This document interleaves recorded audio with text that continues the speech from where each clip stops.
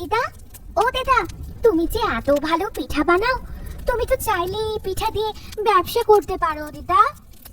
আরে না, কি যে বলিস, এখন কি আর এত ব্যবসা করে বড়লোক হওয়ার বয়স আছে? আরে তাছাড়া এই পিঠা আমি অনেক যত্ন করে বানাই, ব্যবসার জন্য না। এই পিঠার পেছনে একটা গল্প আছে রে। পিঠার পেছনে আবার কি গল্প থাকতে পারে? আছে রে আছে, তোর দাদাকে তো আমি এই পিঠা খাইয়েই পেয়েছিলাম। কি বলছো দিদা, সত্যি? হ্যাঁ রে হ্যাঁ, আরে তুই যে ব্যবসা করার কথা বলছিস, এই পিঠা দিয়ে আমি এককালে আসলেই ব্যবসা করতাম। সেই সময় তোর দাদাকে পেয়েছিলাম আমার জীবনে। ও দিদা, বলো না গল্পটা, আমার যে আর তর সইছে না। বলছি শোন। নন্দিনীর এমন জোরাজুরিতে প্রমীলা দেবী তার যৌবনকালের গল্প বলতে শুরু করলেন। শীতের সকালে গরম বাবা পিঠার সাথে গল্পটি একদম জমে উঠল নন্দিনীর কাছে। আমি যখন কিশোরী ছিলাম তখন আমার মা বাবা অনেক পরিশ্রম করে সংসার চালাতেন। একদিন হঠাৎ বাবা অসুস্থ হয়ে বাড়িতে পড়ে থাকতে শুরু করেন। তখন মা একাই সংসারের হাল ধরেন। এদিকে আমি দেখতে দেখতে বড় হচ্ছিলাম। আমার নিজের ভেতরেও এক ধরনের বোঝা কাজ করছিল। দিন দিন মায়ের মুখ শুকিয়ে যাচ্ছিল। তার একমাত্র চিন্তা ছিল বারন্ত এই মেয়েটিকে কিভাবে বিয়ে দিবেন।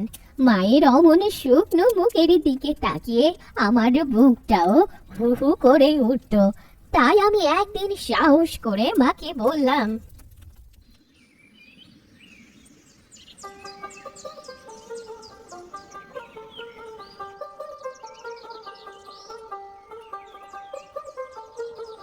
মা, তুমি তো এতদিন ধরে সংসারের জন্য এত কিছু করছো, এখন আমার উপরে কিছু দায়িত্ব দাও। ও মা, তুই আবার কি দায়িত্ব নিবি রে মা? তুই তো এখনো ছোট। আর তাছাড়া আমি কি একবারও বলেছি আমার কষ্ট হচ্ছে? তুমি তো আমাকে কিছুই বলো না, কিন্তু তোমার মুখ দেখেই বুঝতে পারছি তোমার কত কষ্ট হচ্ছে মা। না রে, আমার কোনো কষ্ট হচ্ছে না।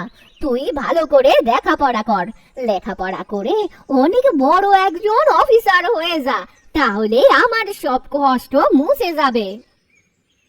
প্রমীলা তার মায়ের কোনো কথাই শুনল না। সেও কিছু একটা করে সংসারের জন্য উপার্জন করতে চায়। অবশেষে মেয়ের জেদের কাছে হার মেনে নিল রত্না এবং বলল, আচ্ছা রে বাবা, ঠিক আছে, তোর যখন অত জেদ, তাহলে এই শীতকাল থেকে তুই ভাপা পিঠা বানাবি। তুই তো আবার পিঠা বানানোর দিকে একেবারে পাক্কা গিন্নি। ওই পিঠা বানিয়ে একটা ভালো জায়গা দেখে দোকান দিয়ে বিক্রি করবি। ও মা, পিঠা বানিয়ে আমি আবার কিভাবে ব্যবসা করব? তাছাড়া শীতকালের পিঠা তো শীতকালেই শেষ হয়ে যাবে, এরপরে কি আমি পরের বছরের শীতকালের জন্য হাত গুটিয়ে বসে থাকবো? অত শত বুঝি না। তুমি যদি কিছু করতে চাও বাসা, তাহলে যা বললাম তাই করো, না হলে আমার উপর সবটা ছেড়ে দাও, বুঝলে? মা বুদ্ধিটা খারাপ দেননি।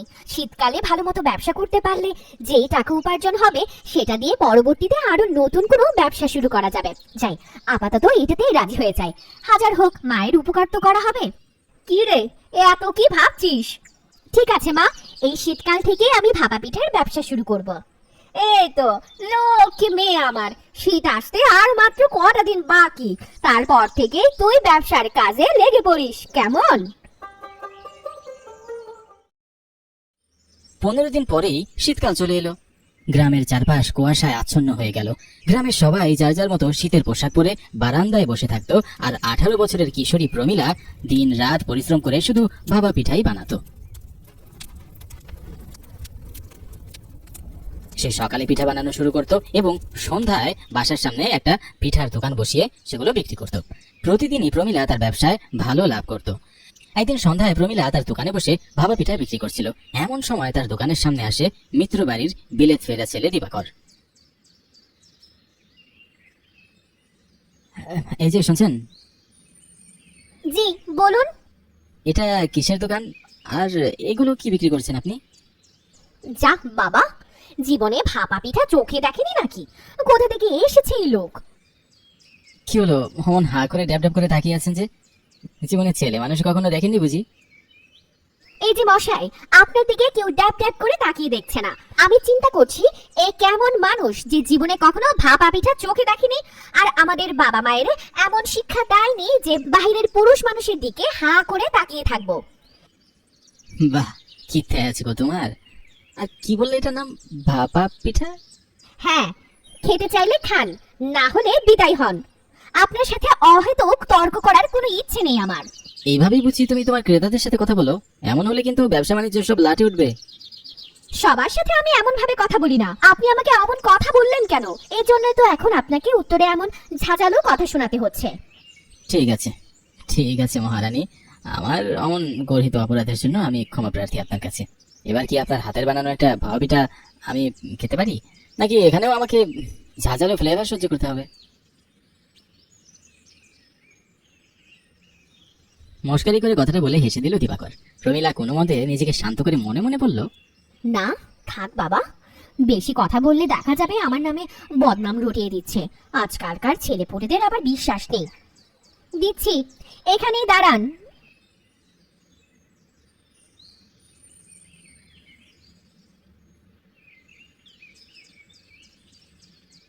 বাহ, বেশ দারুণ তো। এই জিনিস তো আগে কখনো খাইনি। কতবার গ্রামে এসে ঘুরে গেছি, কই কখনো তো মা আমাকে এত সুস্বাদু খাবার খাওয়ায়নি। মনে হচ্ছে যেন আমি অমৃত খাচ্ছি। আর একটা পেতে পারি? আগে এটার দাম মিটিয়ে নিন, তারপর আরেকটা দেব। ও মা, এ কেমন কথা? দুটো খেয়ে দুটোর দাম একসাথেই দিব, তাহলেই তো হলো। তোমাকে কি করে বলি বাছা, তোমার মতো ধূর্ত পুরুষ মানুষকে আমি বিশ্বাস করি না। দেখা যাবে দুটো খেয়ে একটারও দাম না দিয়ে চলে গেলে, তখন আমার দুটোতেই লস হয়ে যাবে।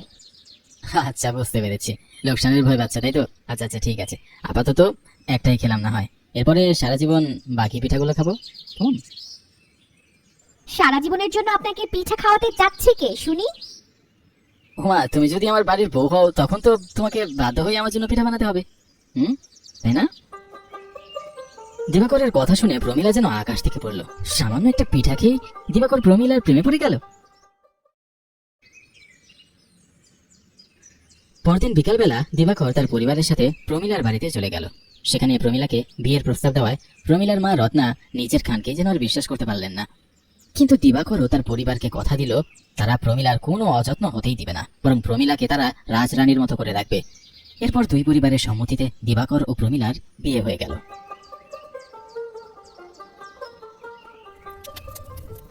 আচ্ছা দিদা, ঠাকুরদা তোমার এই একটা পিঠা খেয়ে বিয়ে করলেন কেন?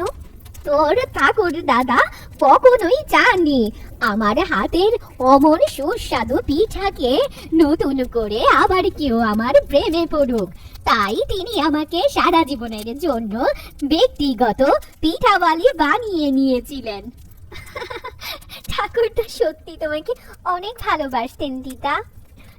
তা তো বটেই, এই জন্যই আমি চাই না মানুষটার পছন্দের খাবার দিয়ে আবার নতুন করে ব্যবসা করতে। এবার বুঝলাম। নে তো, এবার পিঠাগুলো খা।